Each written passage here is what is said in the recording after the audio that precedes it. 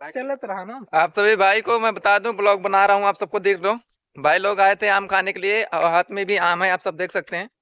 और राजेश के साथ खा रहा हूँ, थोड़ा एक ढका बात हुआ और है। बताते भैया लोग, केहू बतावर न जाइए, हमें सब चुरा चुरा काम खाते हैं, आज बता देंगे बहुत आया बढ़िया था है। बगिया घूमने के लिए, मैं सोचा खा बताइए लूं ना ऐसे क्यों। ही आम।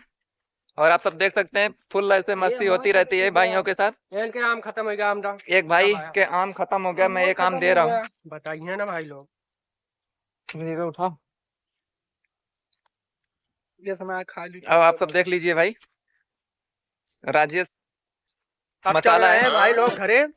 भाई लोग, अब हमने सब आम खा लें, अब हमने सब चलते घरे। अब आप सब एंजॉय करें, कमेंट और लाइक शेयर जोन मन कहे करें या ना करें, कोनो मतलब ना है ना, आप सबके मर्जी से जोन मन कहे करिए।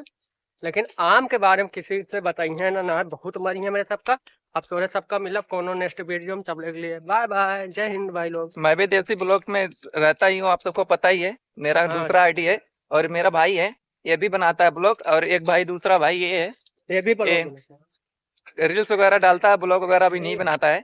फिलहाल आया था इसी मस्ती करने, वैसे भी आम खाने के लिए आया था।